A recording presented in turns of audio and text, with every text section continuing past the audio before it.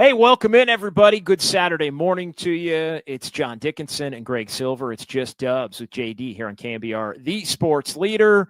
And we're with you as we do each and every Saturday morning here on KMBR, 11 until 12 during football season, and then 10 until 12 whenever the 49ers are done. I know everybody in the Bay is certainly hoping that that is the middle of February when we begin the 2-hour extravaganza of Just Dubs on a Saturday. Greg, good to be with you, my man, as always. And the Warriors with their first clunker of the season in Cleveland.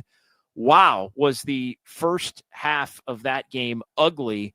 Warriors down 17 after one, down 41 at the break, and they end up losing it 136 to 117. We talked about it on Dubs OT immediately following the game.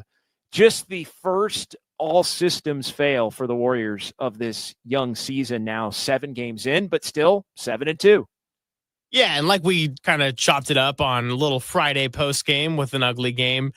I think when you take care of your business largely, these stinkers don't become as catastrophic of a thing. I know I kind of gave the little what if breakdown and say you lost the Pelicans games without Steph. You do blow the disastrous 31-point lead that you build up and collapse in Houston. And then you have a game like this, and then you're 4-5 going up against OKC. That's a much different conversation than you're 7-2. You got OKC. Even if you lose on Sunday, you still had a good 3-2 difficult road trip. You're coming home at 7-3, and you're in a position of strength rather than being in a position of weakness in a very crucial part of the early season here. I don't think it's a big deal, and these games can happen. But again, you only get so many one-offs, and right now the Warriors can afford to have that. If you had a bunch of other bad games that led to this point, you don't get to have the luxury of it was a one-off conversation. No, you don't. And you look at overall, 7-2 is outstanding. Even if they ultimately end up losing in Oklahoma City, you want that game to be more competitive than the game against the Cavaliers.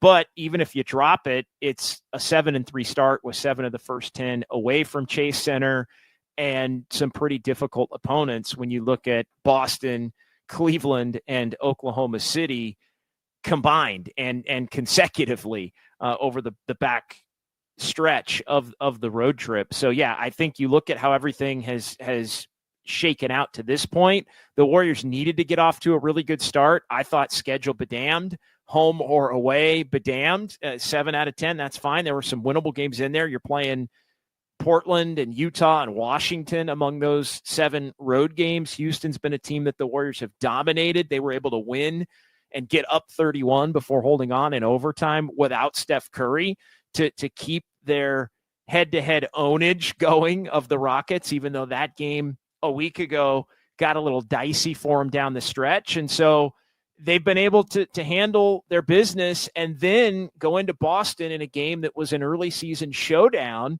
nationally televised, ESPN. I know Jaylen Brown and Kristaps Porzingis were not available for the Celtics, but still a statement win for the Warriors to go into Boston with Steph Curry back and in the fold, returning against the Wizards, and just doing it with defense, getting down in a hostile environment, doing it with defense, which I think is becoming the identity of this 2024-25 Warriors team, which is what they wanted their identity to be. So you get down quick, but your defense keeps you in it. Your bench continues to get going offensively. And then the second go round, whether it's the Steph Draymonds with the bench guys or the bench guys overall, second half, typically once the game gets stabilized, the starters have played better no matter what that starting lineup has been. It's been a better version of themselves in those particular situations. So yeah, all in all, Oklahoma City game notwithstanding, result bedamned and throttling by the Cleveland Cavaliers, who are the first team in the NBA since the 2015-16 Warriors, who won 73 games to start a year 10-0. They deserve credit too. and they've been outstanding to this point under Kenny Atkinson. So not a lot of grandiose takeaways from the Cavaliers game for me, but the trip overall is still already a success. And the first 9 games, I think, are a rousing success in a year where the Warriors could not afford to be behind the 8 ball and figuring things out and trying to rally to put themselves in a mix where they are pressing hard in February, March, and April to avoid, say, a play-in tournament. Now, they may still end up there, but you got a better shot at making the most out of this season if you get off to a legit start, and I think they're off to a legit start. And I think it's all the more important for that reason that doing it against Western Conference opponents, beating the Pelicans twice without Steph Curry, hanging on in Houston without Steph Curry, that's not just a win that you picked up. That's a loss you gave to another team that you could very well be fighting for seeding when it comes to April. So it's really important to take care of your business. They have done that in games that are really important for the most part. And the 2 losses I can forgive to this point. Cleveland was a total stinker, and hey, it happens sometimes. And because they won their other games, it's okay that they had that, at least when you look at the season and what we've seen in the small sample size. In the Clippers game, I'm okay with too. Yes, they didn't have Kawhi Leonard. Yes, you're at home and you'd like to protect home court, but you had to fight back from double digits down in the fourth quarter in what turned out to be without Steph Curry, and they put up a good fight and fell short. So all in all, I can live with it to this point. We'll see what happens in Oklahoma City, and if they win, if they lose, how competitive it is, if they win/lose, and all those factors. But yeah, to be able to win in Boston in particular, yeah, I know they're missing a couple guys, but after that slow start, overcoming a really bad first quarter, or first half of first quarter, I should say, when it was 14-3 in the instant timeout, and to get back into the game immediately because of their defense and their discipline, that was the moment where I said, okay, I'm taking this team seriously now. Yeah, and they've proven it. And again, I think I'm less opponent specific in terms of whether I'm taking a team seriously or not. I just keep going back to the fact that I think this Warriors team had something to prove. I think Steve Kerr had something to prove in terms of not taking half the season to figure out who's going to play and combinations that fit. And again, in fairness, I think it's been easier for Steve Kerr to find those combinations because Mike Dunleavy gave Steve Kerr a better roster than Steve Kerr's had the last 2 years, a roster that fits a more specific style of play, both offensively and defensively. But I think the Warriors deserve a ton of credit, and I think it really truly has started with their defense, even with a number of different starting lineups. Buddy Hield has been, somebody that's really stolen a lot of the headlines for what he's done offensively, and the bench scoring has been there. But truth be told, the tone has been set by the Warriors in most of these wins by their defense and the willingness and desire to be a top 10 and to the early part of the year, top 5 through these first 8 games. We'll have to check after the stats come out following the Cavs game. Maybe they're not top 5 anymore, but they've been that through this early beginning of the year. And it's allowed them to, when you can get stops, your offense just doesn't always have to be elite. And I think the Warriors have had a pretty damn good offense with the 3-point shooting and Buddy Hield, but you can't be completely offensive dependent when you don't know consistently who your number 2 scorer is going to be. So I think the foundation defensively is even more important. The roster has the capability to be able to do it. And I think that's led to the reason why this team was 7-1 before losing the Cleveland game to dip to 7-2, Greg. One of the things that I love about having both Dubs OT and Just Dubs is that we can make each show a little bit different and have its own personality. So Dubs OT is very instant reaction. We love digging into the chat. It's a lot of instant welcome and let's hash this out in real time. Just Dubs, we can add in some elements that maybe we didn't really get to a whole lot. And how I want to get into the last part of segment 1, and we could even make this part of segment 2, is something we didn't really get to was the whole Steve Kerr ripping into Steph Curry with that turnover in Boston in the second quarter. And just sort of the tone of team-wide accountability.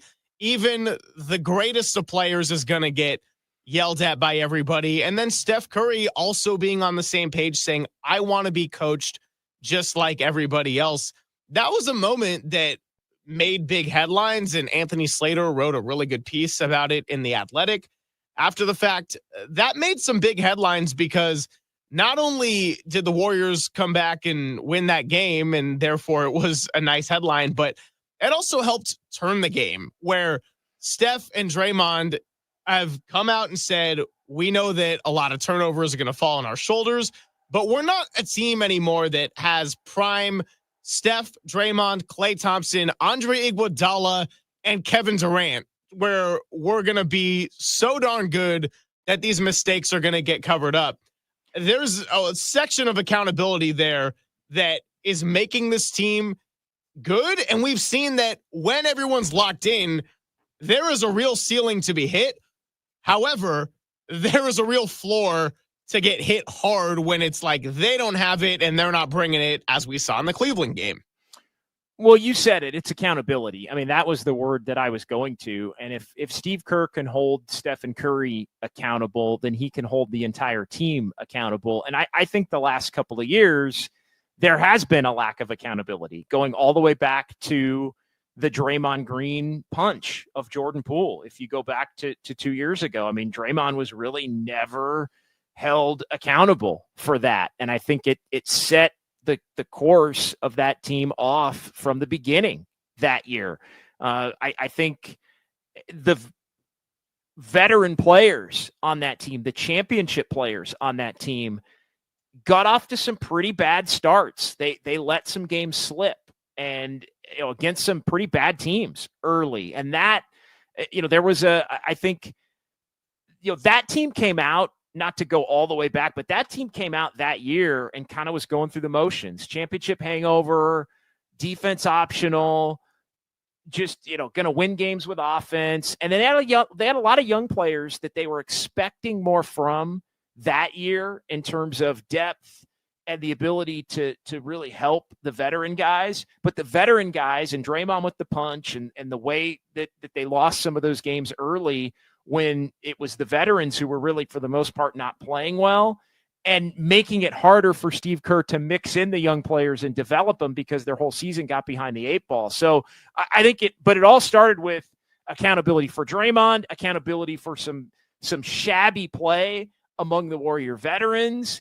And it led to this place where the Warriors were playing catch up for the entire year. They eventually got the 6th seed. They were playing well enough to take out the Kings, thanks to some Stephen Curry Game 7 heroics and a little champion's blood, right? But they used up all their champion's blood in that first round, to whereas the second round series against the Lakers went on, they just didn't have enough in the tank. And the younger players, other than Moses Moody, were not capable of helping them at all. And so that was kind of that season as it related to accountability. And then last year, I think it truly, there was just the constant searching for a rotation and combinations that fit. And look, Klay Thompson was awful at the beginning of the year. And I think there was a lack of accountability for Klay Thompson. And look, I'm not going to go too far down some of the road that I've gone down as it relates to Klay, as we sit here a few days away from Klay Thompson's return, which is going to be an incredibly positive moment with 18,000 Captain Klay hats inside Chase Center. It's going to be very emotional, I think, for a lot of folks in the arena and the players and the entire Warriors organization. But there was a lack of Klay Thompson accountability and the staff and the organization holding him accountable for his poor play and for his poor attitude. And I think that set a bad course for last season, when you're able to basically have Steph be Tim Duncan. And, Greg Popovich used to just eviscerate Tim Duncan When you can do it to Tim Duncan and he can handle it, you can do it to anybody and everybody on the roster, and it sets a tone. We've heard from Buddy Hield as far as, hey, these guys are different, and Steph's different, and Draymond's different, and Steve's won championships. If Buddy Hield's a guy who throughout his career when he hasn't played well, Greg, accountability for his play, for his attitude in different stops. We've seen Buddy Hield become a better version of Buddy Hield this first couple of weeks of the season, in part because there's an accountability in place based on, in part, the way that Steve Kerr's able to deal with Steph Curry. So I know we're up against it a little bit, but quick thought on that before we hit our first time out. Yeah, well, I just think that the new guys coming in still looked at the Warriors and looked at playing with Steph and Draymond in particular as a real honor in their career. And you saw the joy at the podium on Media Day when we were both there. Buddy Hield looked legitimately happy to be there. Kyle Anderson, super excited to be there. DeAnthony Melton, really excited about the opportunity. And so I think it's rubbing off on these new guys. You mentioned Buddy Hield. Kyle Anderson had a big moment with his slow-mo heater. Talk about an oxymoron there. The slow-mo microwave in the second quarter against Boston. That was big. And then DeAnthony Melton just came back against Cleveland, and I think still could be a really big part of this team. So we'll get more into that segment too. We'll hold ourselves accountable on paying some bills here on the Sports Leader. And what do you say we come back for more in just a bit? Yeah, no, we'll definitely do that. And just one more quick thought. The young players, I think the fact that this team is deep in the manner that it is, to where the young players are a part of what the Warriors are doing, from Brandon Podziemski to Jonathan Kuminga to Moses Moody to Trace Jackson Davis. The young players are a part of it, but the roster is built in a way also where the young players don't have to necessarily, like if Podziemski isn't playing well, you can go to DeAnthony Melton. If Kuminga isn't playing well, you can go to Kyle Anderson or back to Draymond. You can put Kevon Looney in the game. Hell, sometimes you can go to Moses Moody instead of Kuminga. Like, there are options, which I think is what leads to an accountability. Guys are not just going to be getting minutes because they're young and need to play and you have to develop them. No, they're going to have to do the right things, be held accountable for doing those things. And I think that's where we're seeing, in addition to just overall, time in the NBA and growth, that it's had an impact to where, Jonathan Kuminga doesn't have to, he can impact winning even when he's not scoring 20, 25 points a game on 8 of 9, which was basically the only way he truly impacted winning, were games where he did that the last couple of years. So all in all, it's a testament to the leadership. It's a testament to Steph Curry, but I think it is a testament to how this Warriors roster was built overall. All right, that'll do it for segment number 1.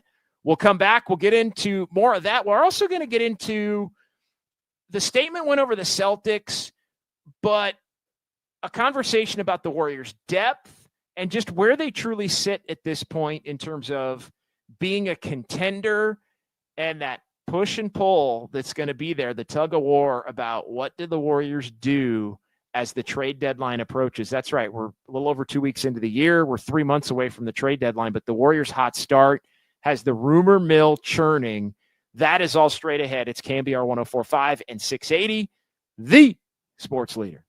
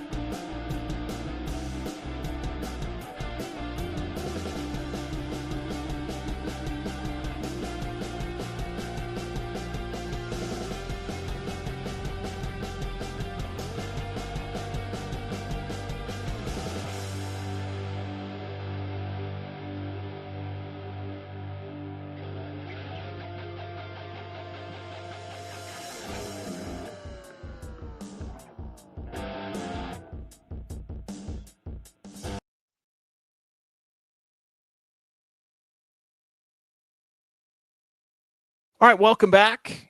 It is Just Dubs here on a Saturday morning. John Dickinson and Greg Silver with you here on KMBR 104.5 and 680.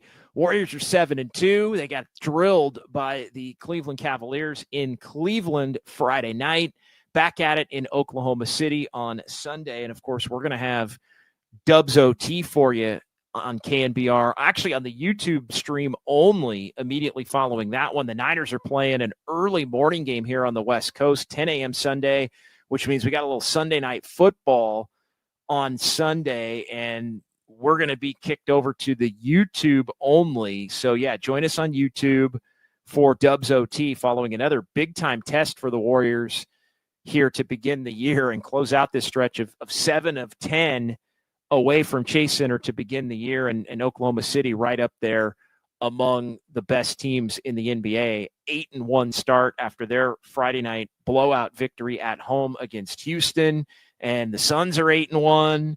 We've got the Cavs who improved to 10-0, beating the Warriors, and then the Celtics 8-2. Warriors right there in the top 5 of the NBA to begin the year. But it's Phoenix and OKC ahead of them in the West, and Cleveland and Boston ahead of them in the Eastern Conference to begin the year.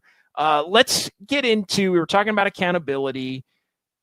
I want to get into some of the storylines from the week as a whole, which is the Warriors continue to do it with depth. And it was on display when they beat the Rockets without Steph Curry. It's been on display since opening night in Portland. It's been a whole lot of Buddy Hield. It's been Gary Payton II, multiple games coming in off the bench in games that he hasn't started and just flipping the game defensively. It's been steady Kevon Looney. It's been Kyle Anderson acting as a backup point guard. It's been Brandon Podziemski leading the NBA to begin the year for the first couple of weeks in plus minus. And it really, truly has been Jonathan Kuminga lately, scoring in the teens to 20 and making an impact, even though I think we all know he's probably not the most thrilled that he has to come off the bench after starting the first handful of games before Steph Curry went down at the small forward spot.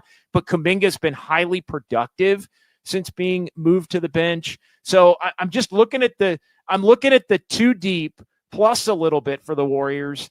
And I mean, Moses Moody, I mean, they're just, it's hard to find somebody. Lindy Waters won him a game. We talked a lot about that last week. Lindy Waters won him a game as the 13th man when Steph was out against the Pelicans. So, I mean, you just look top to bottom, and I probably left somebody out that's been impactful in the early part of the year among guys who have been coming off the bench.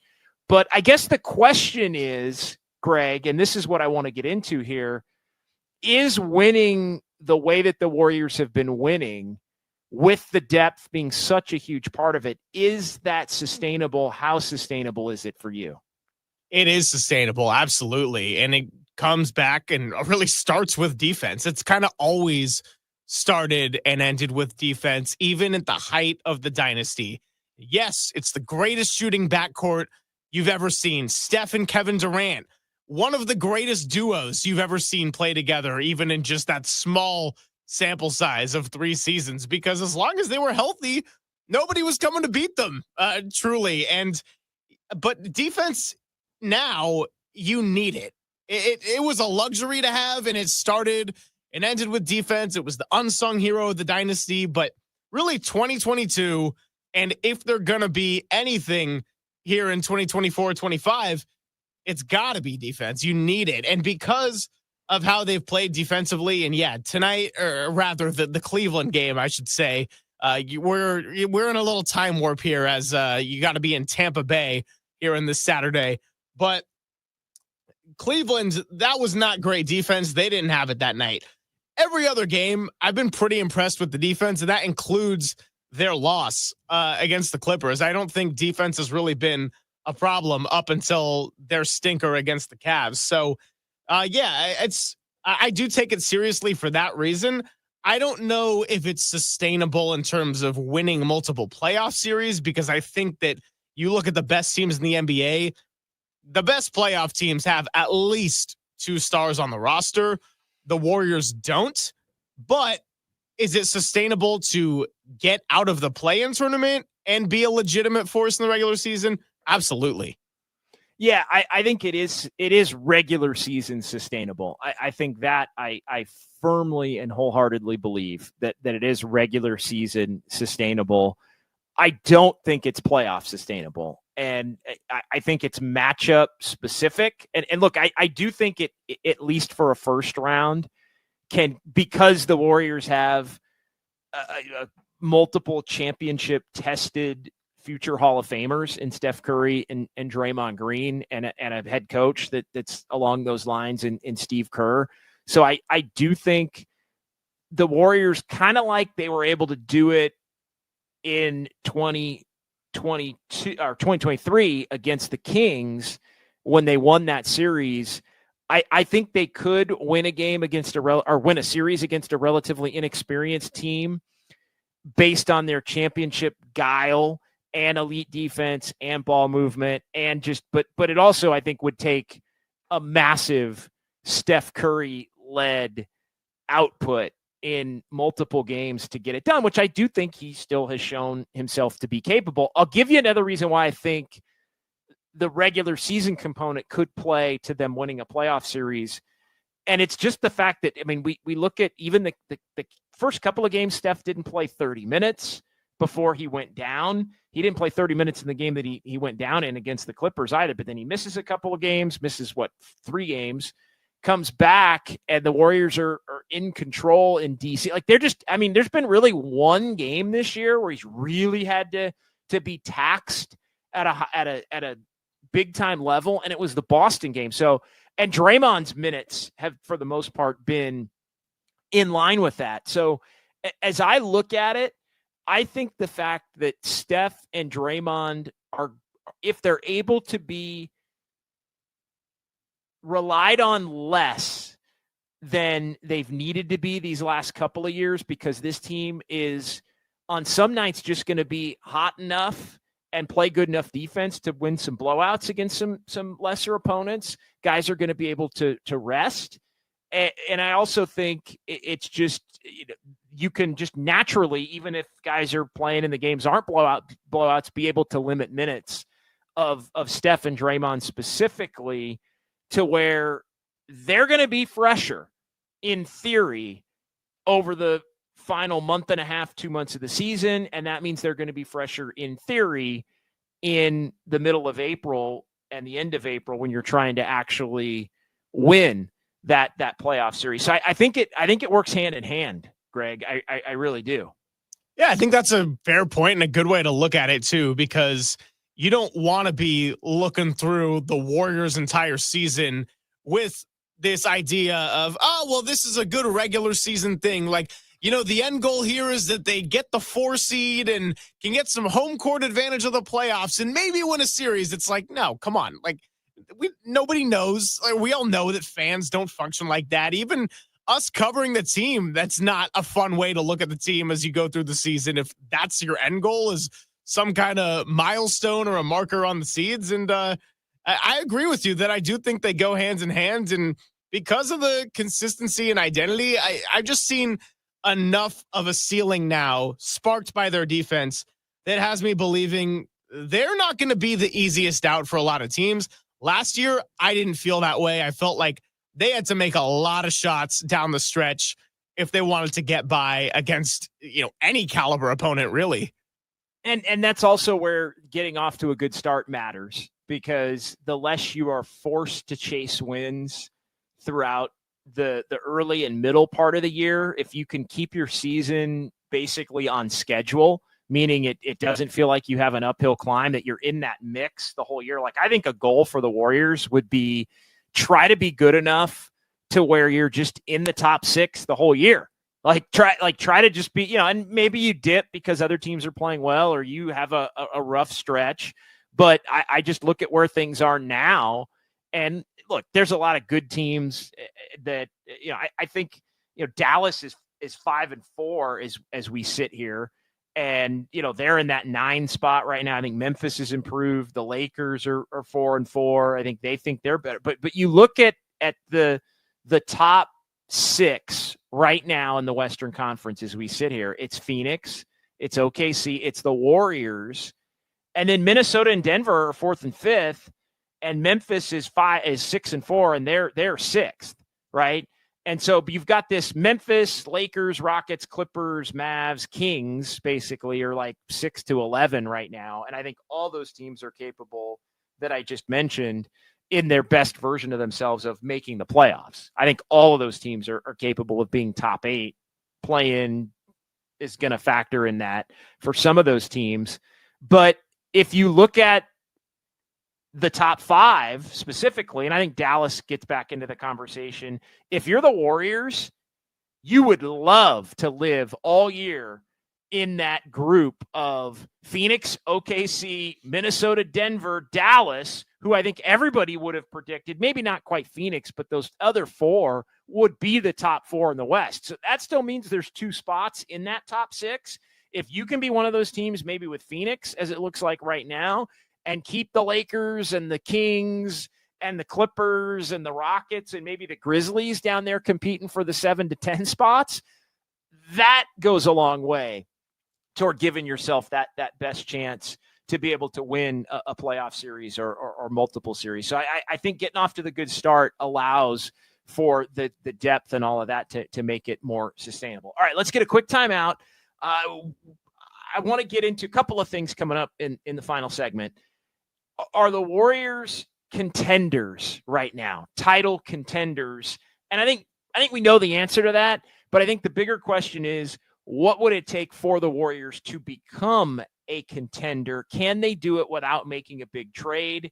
There's been a couple of rumors throughout the course of this week, and then we're also going to spend some time paying homage to Captain Klay as he returns to Chase Center and the Bay on Tuesday when the Mavs are in town to take on the Warriors. So back with that coming up right here on KMBR 104.5 and 680, the sports leader.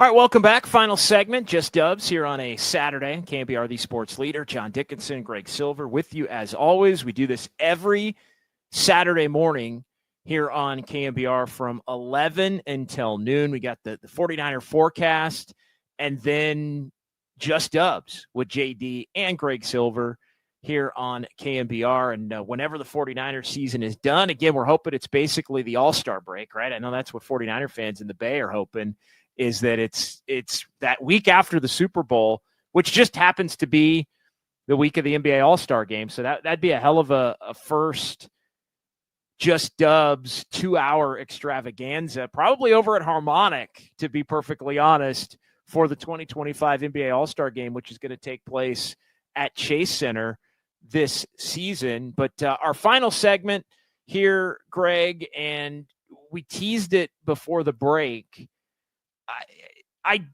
It's far too early to call the Warriors contenders. I'll just flat out say that, as I did before we broke. I'm not completely closed-minded to the notion that they could become contenders with the team that they currently have. I don't think they're capable of it, but watching the entire league here, and again, when you say contenders, to me, that's like, can you get to a conference finals? Can you be in the Final Four? It's not you got to go to the finals or you got to win it. It's can you get to the Final Four? And I think it's a tall ask that the Warriors would get to the Final Four and the conference finals, given the teams at the top. And we were talking about a lot of those teams, whether it's OKC or Minnesota getting their act together. Dallas, I think, will be playing better throughout the course of the season than they have early, and they're right a little bit over 500. Denver's not going away. They got off to a hot start. There is a part of me that sees a little bit of 2021-22 in this start that the Warriors have had to begin this year. Now they were this team's 7-2. That team was 18-2. So I don't think they're going to necessarily get to that point, Greg, but there are some similarities in terms of the connectivity and the defense and the ball movement. There just isn't the second star or the guy playing like a second star, which at that point they were getting even early that level of play from Klay Thompson and from Jordan Poole, because that was before Klay Thompson came back, and then Andrew Wiggins in the time and then they got enough of Klay Thompson down the stretch, but they were getting it from Jordan Poole and Andrew Wiggins immediately. It was a surprise, but some similarities, Greg. Oh, some similarities for sure. And I look at the best we've seen of Buddy Hield. I've looked at the best we've seen of Gary Payton II. I've looked at the growth of Jonathan Kuminga and Moses Moody. And yeah, I don't know if I would say top 4 is probably where they're going to end up, just in the very small sample size, but that's a lot of different skill sets out there. And I haven't even accounted for the different kind of skill set that Kyle Anderson can bring or that D'Anthony Melton can do. And this is where I will say Steve Kerr can be at his best, working the combinations based on who the opponent is. And when you play the same team over and over from 4 to 7 times in a series, I generally like the coaching matchup because of how many series he's done it for and the ability to kind of adjust on the fly and sort of figure it out. When you have all these skill sets at your disposal, I think that's a big strength for the Warriors. Now, there's a flip side to it, JD, and that's the difficulty of Steph needing to carry a large load night in and night out. And if he's not doing it, can you expect Buddy Hield to be scoring 30?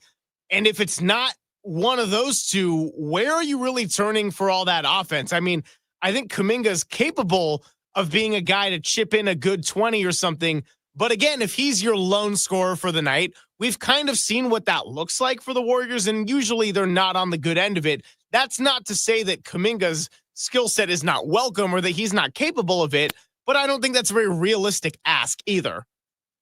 No, I don't think you want to ask him to have to do it. I don't think you want to have Buddy Hield be somebody like it reminds me a little bit, Greg, of that 2021-22 in that Wiggins and Jordan Poole weren't really being asked to do it, but they were doing it and it was happening naturally. And I think Klay Thompson played his best basketball since coming back from the 2 injuries in the time from January 9 of 2022 until the end of that season, which culminated in the Warriors winning a championship. Like that was the best of the 2.5 years, the last 2.5 years of Klay Thompson's Warriors tenure.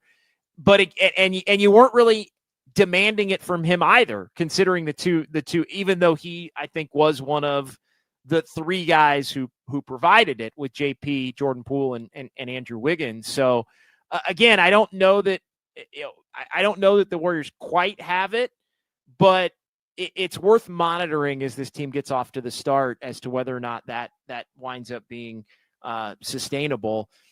Quickly here before we get to Klay, the conversation about the Warriors wanting to and/or trying to make a big move, that is not, with each win, that is just going to become louder and louder and louder, because I think people are going to be like us having the debate about, well, are they contenders with this team, and can they take away some of the depth and maybe some of the youth, not all of it, to get somebody that is that bona fide number two. And then the other part of the equation is it's the old Ricky Waters. Well, for who, for what?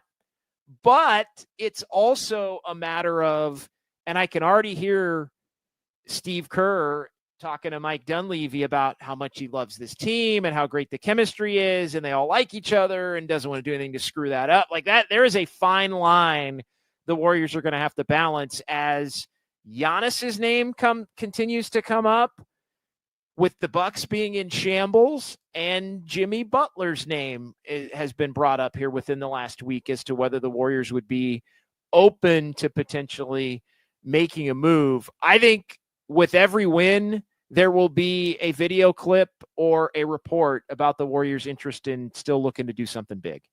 Yeah, as long as the Warriors stay more and more relevant, there's going to be more and more noise around them, right? Like, we know how this works, and especially you having been in the Bay for a long time now, and in the height of the Warriors' powers, as long as they're relevant, as long as they got that guy Steph Curry playing, there's going to be a lot of noise around it. And I think understandably so, people are going to want to see a second star. But it's a really interesting dynamic there, because that's a good call that Steve Kerr probably going to go to Mike Dunleavy talking about how much he does like the team and the connectivity. And, you know, in his defense, this is the most distraction-free, drama-free team that Steve Kerr has had to manage since 2021-22, when they went and won the title and everything was, you know, pretty good, and they got hot at the right time when it counted. So I can understand that, but at the same time, the league is only getting younger in terms of who is continuing to blossom.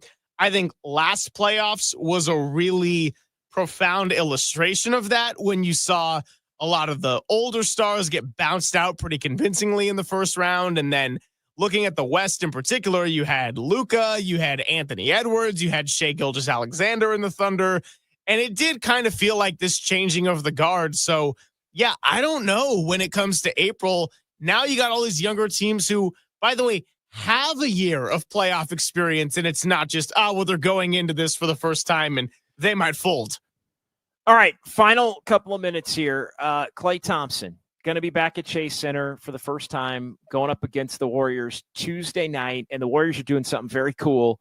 All fans in attendance on Tuesday night are going to get a Captain Klay Thompson captain's hat. Steph Curry modeled it in an homage to Klay. They're going to have a video tribute. They're wanting everybody in their seat early to be able to honor Klay before the 7:00 tip-off. Very cool, very unique. And yeah, it's going to be kind of wild to see 18,000 Captain Klay hats when he's playing for the other team on Tuesday night. But I think the Warriors, as they said they were going to do, even though things did get a little bit contentious at the end, and the Warriors are definitely going to want to win the game against the Mavs on Tuesday, they're doing this thing in a real first-class way, and I think it's going to be a very emotional night over at Chase.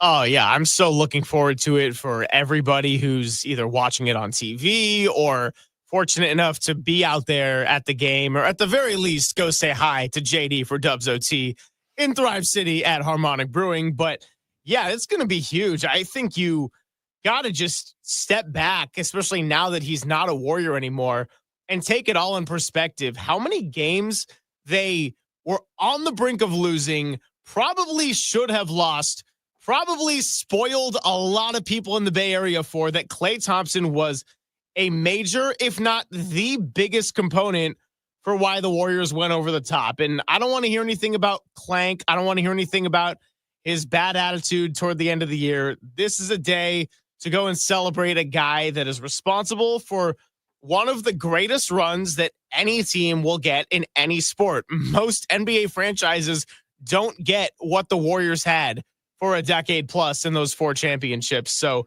really excited to just see the reception he gets. I think the Captain Klay hats with the Warriors logo is just the perfect, iconic kind of thing to go and honor Klay Thompson for. And I hope it's a good game. I hope he balls out, to be honest. I'd love to see the Splash Brothers go back and forth and just really head to head down to the wire for a competitive clash. I mean, what can I say? How can you not be romantic about basketball? Yeah, it's going to be fun. There's no doubt. And we're going to be out at Harmonic Brewing. Tolbert and Copes are going to be at Harmonic on Tuesday early. And we'll be closing it down from Harmonic after the Warriors take on the Mavs. So great stuff, my man. We'll call it a morning and head on into the afternoon on that note. For Greg, I'm JD. We'll talk to you tomorrow on YouTube following the Dubs and the Thunder, and then back at Harmonic Brewing on Tuesday night right here on KMBR 104.5 and 680, the sports leader.